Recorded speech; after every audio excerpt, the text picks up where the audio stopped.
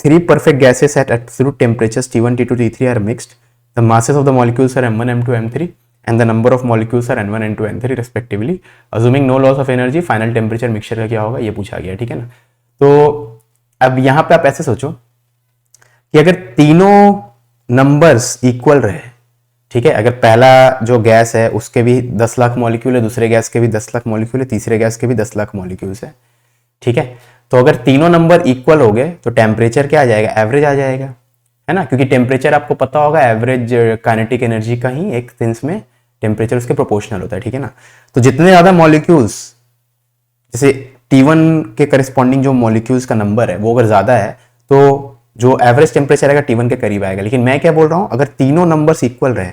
इतना टेम्परेचर वाले जितने मॉलिक्यूल्स है इतना टेम्परेचर वाले भी उतना उतने ही मॉलिक्यूल्स और इतना टेम्परेचर वाले भी उतने मॉलिक्यूल्स है, तब टेम्परेचर एवरेज आना चाहिए। समझ में आ रही बात, ठीक है ना। मैं मतलब एवरेज तो हमेशा ही आएगा, सॉरी मैं बोलना चाहता हूँ इनका मीन आना चाहिए T1 + T2 + T3 divided by 3,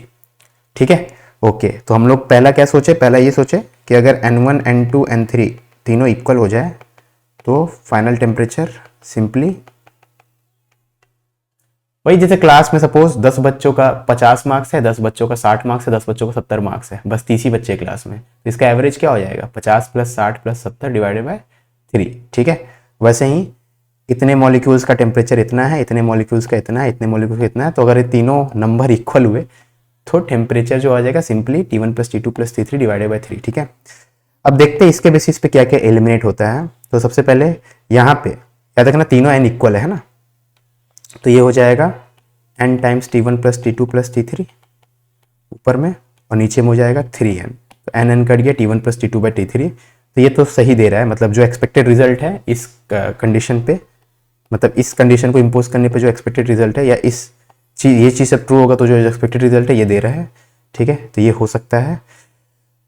इसको देखा जाए तो ये है आपका n तो सेम है, n को कॉमन ले लो तो n बाहर हो गया, और यहाँ पे भी n सेम है, n को बाहर ले लो, ठीक है। तो एक n से एक n कट गया, तो ये तो नहीं दे रहा है ना, T1² + T2² + T3, हम लोग को तो ये चाहिए ना, तो ऐसा नहीं आ रहा, तो ये एलिमिनेट हो गया, ठीक है। यहाँ पे भी देखे तो ये n² को बाहर ले लो,